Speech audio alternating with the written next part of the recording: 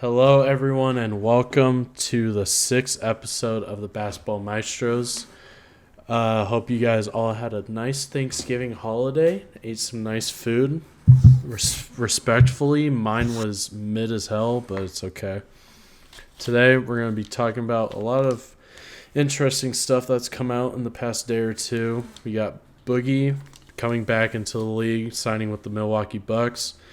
Michael Porter Jr. out for the year, Kemba getting benched, John Wall wanting to return to play with the Rockets, and then first installment of our fantasy basketball segment, and then game picks, and that will conclude the show. So let's get into it.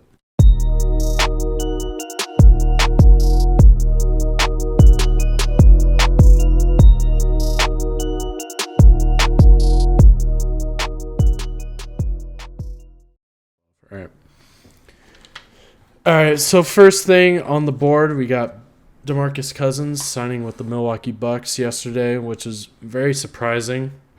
Recently, I was scrolling through my camera roll and saw all the screenshots that I took of when Demarcus signed with the Lakers and how excited I am to have him come on the team and hopefully revitalize his career. But we all know what happened. He injured himself again. And then signed with the Clippers and then had some solid showings there, and then I haven't seen anything from him since.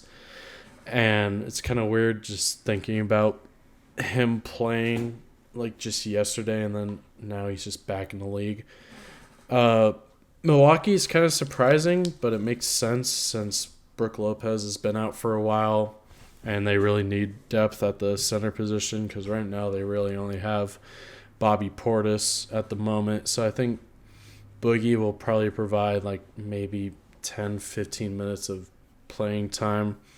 I don't really think it'll be anything long term. I think once Brook comes back, he'll probably be DMPs or maybe play 5-10 minutes once Brook comes back. But I can honestly see this being a short-term move and Boogie just fizzling out once Brook comes back. Yeah, they definitely do need a center with Brook being out. I mean, starting Bobby Portis is, it's been fine, but it's not really what you want. Um, and they've also started Giannis's brother at center at Giannis's brother at center a couple of games as well. But yeah, like you said, I don't really see him doing anything like crazy unless I really expect him just being that 10-minute a night guy. He'll maybe hit a three. He'll score a couple points, get a couple rebounds, and that's about it. Maybe he shows some promise and goes back to that old form of his, which I doubt, but that's kind of what the Bucks hope for. But I could see him 15-10 minutes, not really pushing it. Maybe if he plays well, can maybe scratch 20 minutes. But I really don't know if the Bucks would have that kind of rotation. But it's not a good or bad move. There's no really way they lose here. It's just you take a chance on a guy. You need a center, and you go get it, Boogie, and you hope it works. That's all you can really hope for. Yeah, it's a high risk or low risk, high reward since it's a non-guaranteed deal. But it kind of sucks for Boogie because honestly, for me personally, when he got traded to the Pelicans, I personally had him as the number one big in the league, and then obviously he tore his Achilles, and Yeah. just really bad luck for him. And I was curious about his age, and I looked it up. He's only 30, which is still pretty young, and it just shows that his major injuries have really derailed his career right when he was about to hit his peak. So it kind of sucks. And I don't really think, besides this, I don't think he's going to get too many opportunities after this. Like, I don't really know if any contending teams are going to pick him up. If so, it's going to be a limited role like he's getting with the Bucks. But, like, maybe if he could get on a pretty trash team and maybe get, like, 20 minutes and, like, show something that he can still play at a high level. But it really sucks for him that he really got derailed by injuries. He was a really good player to watch, really dominant. And yeah, it just sucks to see him just be a minimum non-guaranteed player now. Yeah, he was, it's just one of those situations where, as a fan, you're just really, disappointed of how his career played out. Um, was probably the best, big man in the league, and it was just really fun to watch him. Even when he was in New Orleans with AD, it was just a great duo to watch. And now, his, career got cut early. Probably could have been a Hall of Famer and all that. It just sucks. But like you said, hopefully, you just hope that he gets you 10 minutes. Maybe he shows something. Probably gets signed to another team that will play him a little bit more. And that's just his hope. It sucks that it's non guaranteed and all that, but I'm still happy for him. He's back in the league and hopefully can show something. Yeah, I wish the best for him. Hopefully, he can show a little bit of something in Milwaukee with his limited time there, but something to keep an eye on. Moving on to another pretty big injury in the league. Michael Porter Jr. is now out for the year with another back injury. Before coming into the year, he had two back surgeries, I believe, before getting drafted, which is obviously a red flag, and that's why he fell so far in the draft. And now with another back issue, he is now out for the year after getting a huge payday from the Nuggets. And it makes you question, did the Nuggets pay him too soon with the supermax that they gave him? Honestly, I think they paid him a little too soon, but I can see the potential in his game. He's a really good scorer. He can score at all levels, and he's really tall, has good size. Obviously, his defense needed some work, but he was still a really good prospect coming into the league. And with the start of this year, he didn't really take the steps that people expected him to after getting paid that huge deal. And he really didn't take any shot attempts, really, once he stepped into that starting role.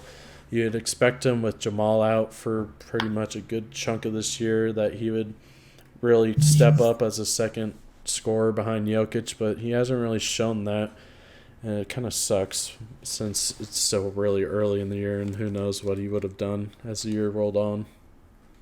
Yeah, no, I thought he had a lot of potential. Obviously, coming out of in the draft already being hurt, was a red flag, and that's why he obviously fell. But it definitely was too soon. I don't think there's any question about it. I mean, you had him, his the first year he played only averaging around 9, and then the next year he averaged 19, and then without Jamal he averaged 21. His shooting percentages were around the same as with and without Jamal, around 50% from the field and 44 from three. I just do those numbers, tell me that I want to pay this guy like a super max? No, they really don't. I understand that he had potential, and I really thought that he was gonna take another leap this year, and obviously this setback really hurts him. But I just don't think you give a guy a super max like that. I think you wait another. Yeah, I think you wait after this year maybe. But I just don't really get what they were doing, really. Even this year, like you said, he hasn't really been taking as many shots. His shooting's down everywhere. 35% from the field, 20 from three, and 55 from the free throw line. Like, that's just not what you want to see at a supermax guy. Um, and it's just a really bad setback, but I just don't know what the Nuggets were really doing overall paying him a supermax. I get the potential, but there just wasn't enough for me to pay him that much. Yeah, and then another thing I started to think about is if this back thing that he's obviously had 3 surgeries, I believe, now on his back, Yeah. and it makes you think how long his career is going to last, because obviously that's a huge red flag, as we all said, with the back injuries. But it this might be a contract that you look like a couple years from now and just be like, wow, that was a really bad contract. But yeah, I really hope he can still put all this back stuff behind him.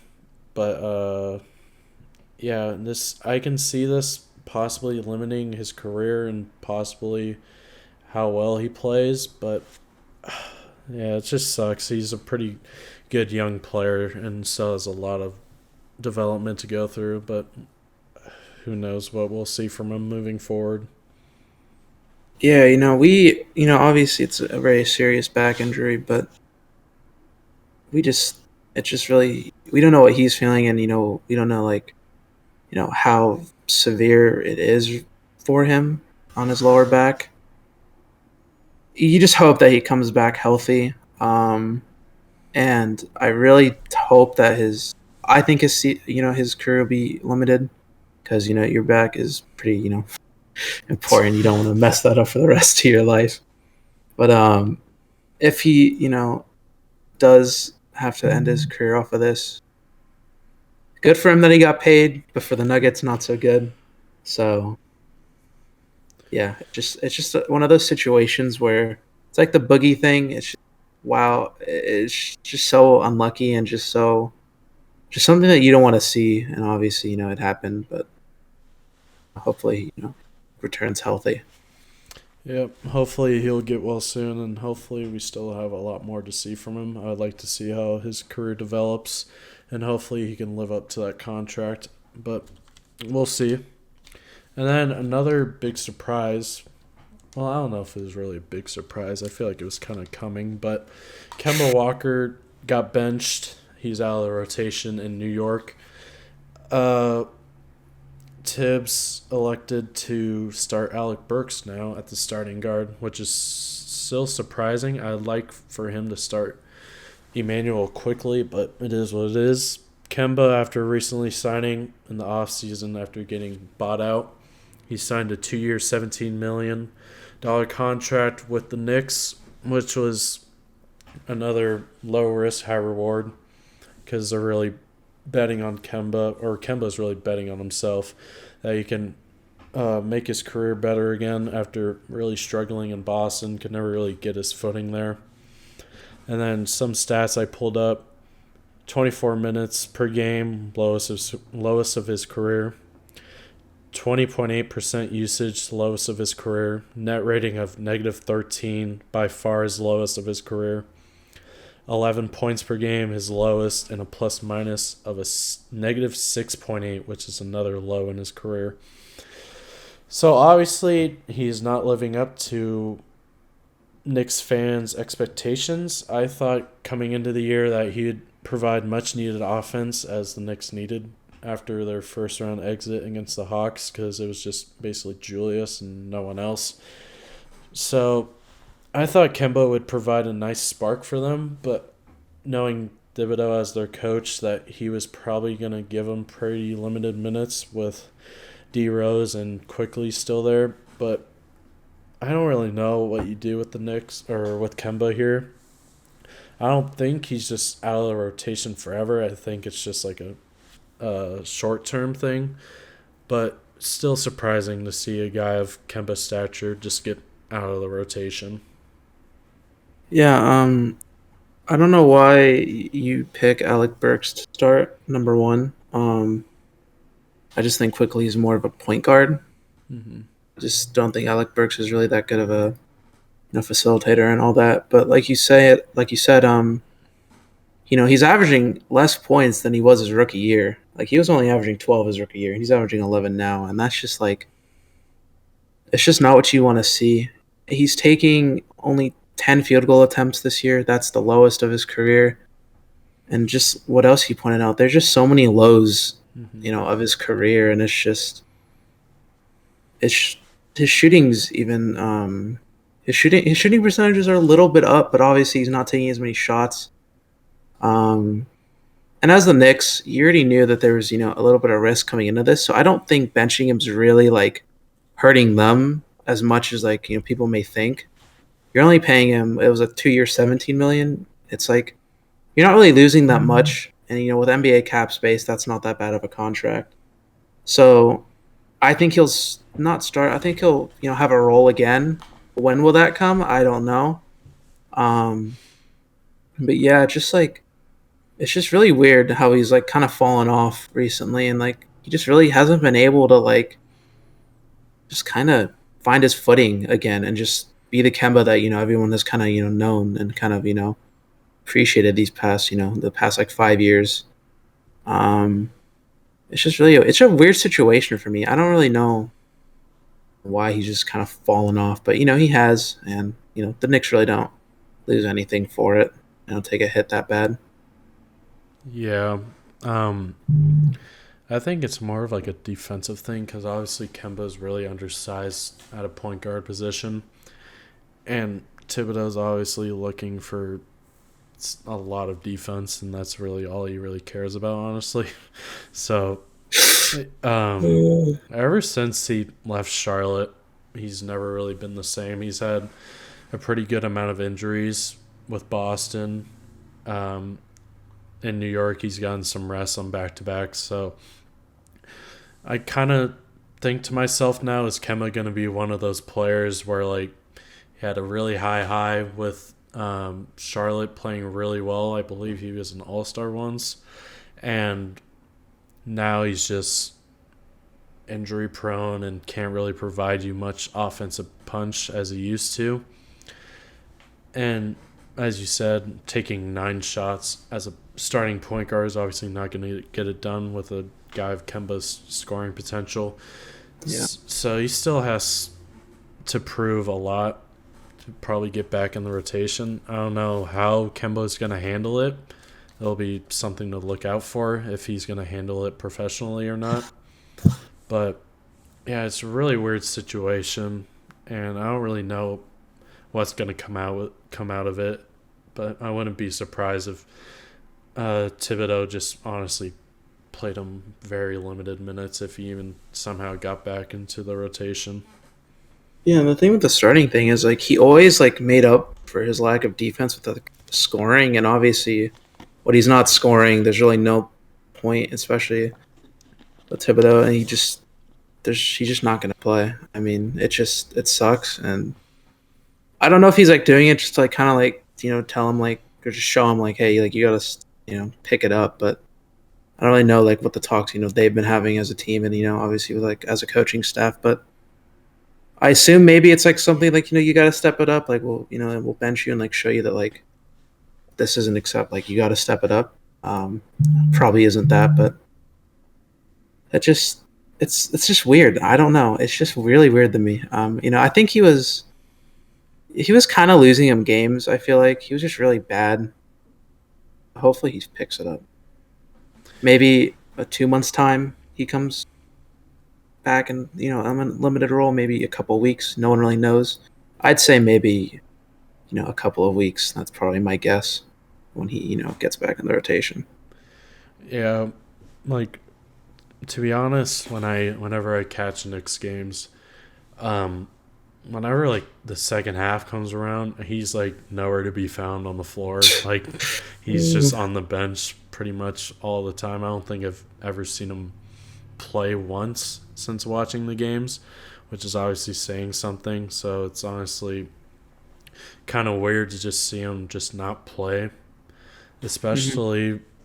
Uh, yeah, it's just really weird, honestly. But it's really gonna be interesting to watch, and who even knows if he's gonna stay in New York after this year if things don't work out as he thought it would. But yeah, another thing to look out for, and another player with a pretty bad drop off, John Wall, this past weekend, talking to Houston executives and trying to play again, and he wanted a starting spot back with Houston, and the Rockets did not want to do that, especially with their two guards of Jalen Green and Kevin Porter Jr. So they told him basically you're gonna have to earn your role and come off the bench basically, and play another limited role similar to Kemba. But yeah, another weird spot for a pretty good player to be in a rebuilding place that really doesn't match up with John Wall at all. Last year he averaged 21 points, 7 assists, shot 31% from three on 6 attempts, and 40% from the field, which was the lowest of his career. Obviously, he still has a huge amount of money on his contract this year, $44 million. And then the last year of his deal, he has $47 million. So even then, I know the Rockets want to trade him, but even with 1 year left on his deal, who the hell is going to take $47 million onto their cap? I really don't see that happening unless some teams are really desperate for him. And I know I've said this before, but I think the only team that really makes sense for John Wall is the Clippers. I feel like that's really the only team that stands out to me that really needs a good point guard. Eric Bledsoe is obviously someone that I'm not really fond of. I think he's kind of garbage, but it's okay. Yeah, John Wall's, and then as the other players we mentioned, in a weird spot in the terms of his career. He's a player I still think that has a lot of potential and a lot of gas left in his tank, but I really don't know how he's going to get out of Houston. So that's another situation of where we're going to have to keep a look on as the year goes on. Yeah, you already mentioned how how John Wall's his numbers were pretty, in my opinion, just they're pretty good last year. Not obviously like what you expect from John Wall, but for him coming back off of his injuries and playing like that is fine. Obviously, it was on the Rockets. But if I'm the Rockets, like I let him start because how else are you gonna get rid of that contract? Yeah. Like you have obviously like you probably should start like Jalen Green still, but I think you start John Wall. I mean, there's really no point in just letting $40 million sit at home and do nothing. I think you play him and you hope another team can see that. Look, he can still play. Like, um, it's not it's not like absolutely brain dead. The trade for him. So I don't really know like what they're trying to do. I mean, I don't know why they wouldn't pay or just play him. I think it's just as simple as that. Um, he could bring that leadership that the younger guys obviously need. Um, you know, you have such a young roster, and you're just hoping that this talent develops. And I think playing John Wall and being that that guy, that leader that they can all look up to, and ask questions and get insight from. And I think it's actually kind of worth playing him. You might not be getting as many minutes as you want from some of your young players, but if you can get a team trade for John Wall, then they get those minutes right back. And if no one does, I mean, you're still getting that veteran leadership that obviously the Rockets are really missing right now. So I don't think they're really losing anything on starting and playing him. Truthfully, Yeah, you make a good point about a good role model and like teacher for these young players.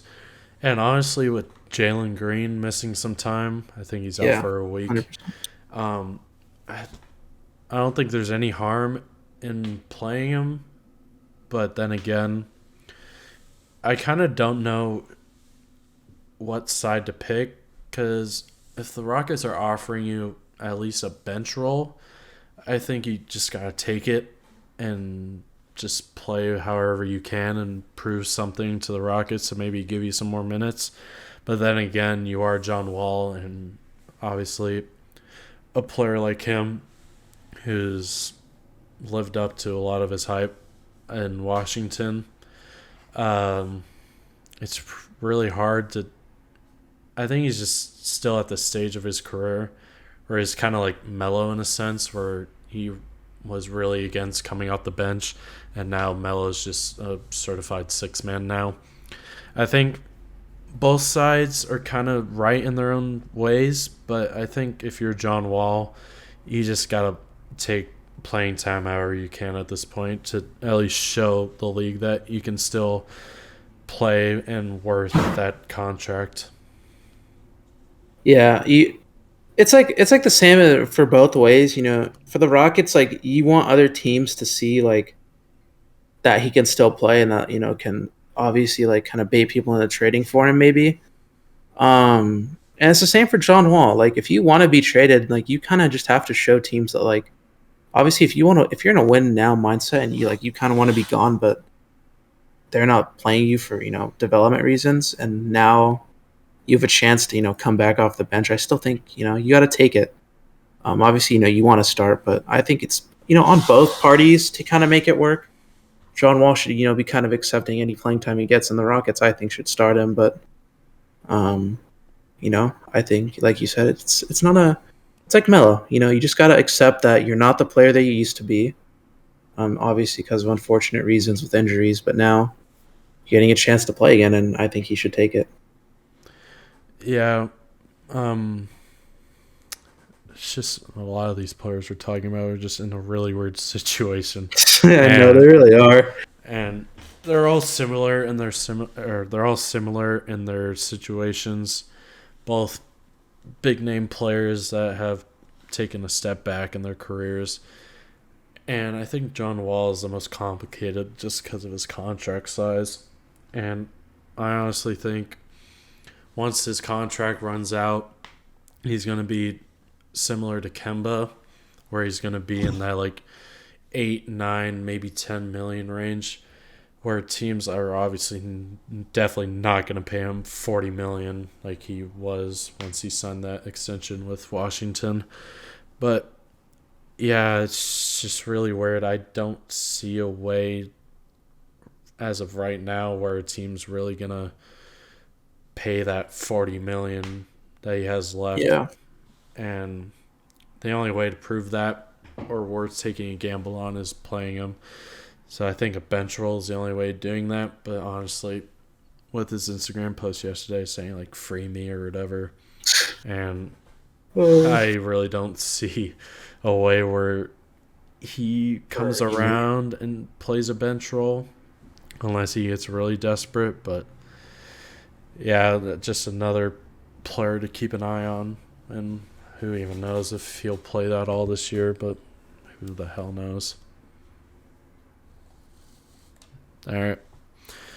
Now we'll go on to game picks, and then after that we'll go into the fantasy basketball segment. So yes, sir. I tallied up all my game picks. I have an overall record of 21-9, which is pretty damn good. Obviously, last show, I should say, I took a lot of gambles, and those gambles didn't really pan out. As I took OKC last week against Atlanta, that obviously didn't work. And then Chicago got destroyed. And those are the two games that really stood out to me from last show. But going on to today's games, we got Orlando at Philly.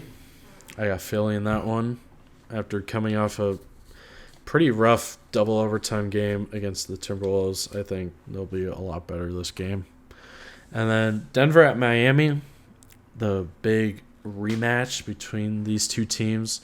Obviously with the beef with Markieff and Jokic. Jokic is going to play today, but I don't know if Markieff is playing. And then Jimmy Butler was ruled out recently as well, so that's another game to keep an eye on.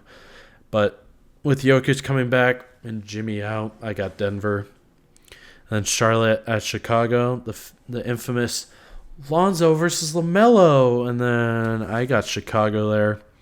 But LaMelo's a better player than Lonzo. No discussion.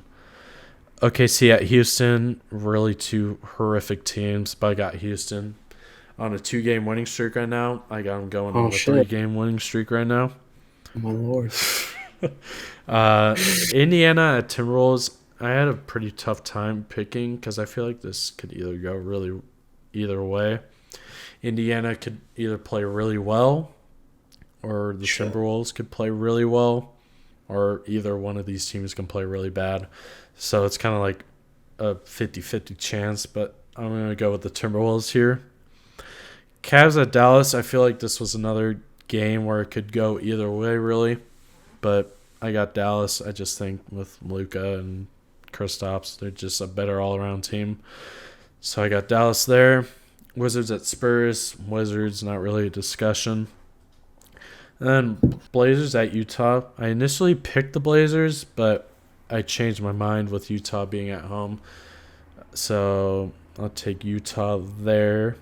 And then Pelicans at the Clippers. I'll take the Clippers. As I've said many times now, I'm never taking the Pelicans unless it's a foregone conclusion they're going to win a game. But even then, I don't even know if that's possible. But yeah, those are the game picks I got for this week. I know I had game picks before last week, but honestly, like I forgot what I did. So as of last week, I'm 7-4. That is not as good as I expected to be, but it's fine. I picked Cleveland, and Jarrett was back, and obviously that's just big no. I forgot who else I like gambled on, but it's fine. Um, so for my picks today, I'm gonna go with Denver over Miami. Jimmy Butler and Tyler Hero are out, so with Jokic returning, I feel like the Nuggets will win. Chicago over Charlotte. Oh, did I forget? Oh, did I say the Sixers? I forgot. The Sixers. I'm picking the Sixers over Orlando. I don't think there needs to be an explanation. Chicago over Charlotte. Chicago playing really well this year, and I don't know if Charlotte's that good on the road, but it's in Chicago, so I will take the Bulls. OKC and Houston. Even though it's in Houston, I just think OKC is the better shit team, so I will take OKC every time over this matchup. I'm gonna go with Minnesota. Miles Turner is out, I believe, for the Pacers, so I will take the Timberwolves at home. Dallas over Cleveland. I will take the Mavs. Luka at home. I think that's just a better matchup for the Mavericks. Wizards at the Spurs. The Spurs are kind of iffy this year. I don't really think they're that good, and the Wizards are exceeding expectations. So I will take the Wizards. I will take the Jazz against Portland. Norman Powell's out for the Trailblazers, and the Trailblazers have a god awful away record. They just cannot play well on the road, so I will take the Jazz. And the Jazz also get at home, so I feel like they'll win. And then no explanation for this last game, but I will take the Clippers over the Pelicans. One team is just obviously better than the other. And watch the Pelicans win, because why not? But yeah, I take the Clippers in that one. Now moving on into our first installment of fantasy basketball. We have been pondering the idea of incorporating our fantasy basketball league into the show, and today we're going to be doing it. No better time to do it when Daniel and I are facing off this week in fantasy. Right now, I want to go first. Okay. I want to go first. Fine, go. All right. So my team name is the Sages. It really embodies what we're here for. I'm 3-3 at the moment. Start at 3-0, so you can just that's a good note to keep. Just to really quickly name off my team is Dame, Seth Curry, Karis LeVert, Bojan Bogdanovic, Jared Allen, Malcolm Brogdon, Joe Ingles, Sengun, Devontae Graham, Luke Kennard, Harrison Barnes, Norman Powell, Desmond Bain, Bogdan Bogdanovic, and Carmelo Anthony. Reading that team name out loud, it is really bad. I know. Don't worry.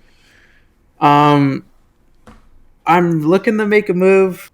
I don't want to trade with Matt or Ryan because that's like the only two people I trade with. I don't know if we've really said the meme here. I think we did an episode, but the only people who make trades in this league are me, Matt, and Ryan. Ryan was here a couple episodes ago. The big thing is the 3-team. I think we have around 5 or 6 3-teams under our belts, which is really absurd. Yeah, but I feel like I have too much depth. I think I just need more scoring, really. So that's what we're going to be looking to acquire. And yeah, really, I think I'm really fucked this week against Matt. It's fine. I already have 3 O's. It's okay. Norman Powell, Harrison Barnes, and Bogdan already out this week. It's not looking good. Might be 3-4. Hopefully, I can upset. All right. What's your name? The prophecy West God.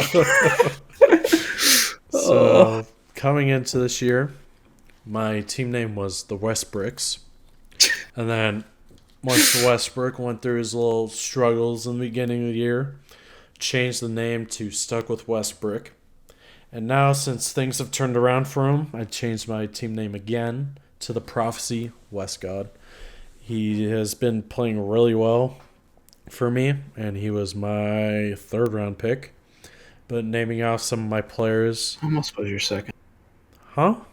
I said almost was your second if I told you not to. Glad I saw Levine and not Westbrook, but we were saved. So, some players, some big names I got. I got Westbrook, Levine, Kelly Oubre, Towns, Schroeder, Julius Randle, Capella, Spicy P, Wiseman hopefully comes back soon. Recently picked up Josh Richardson.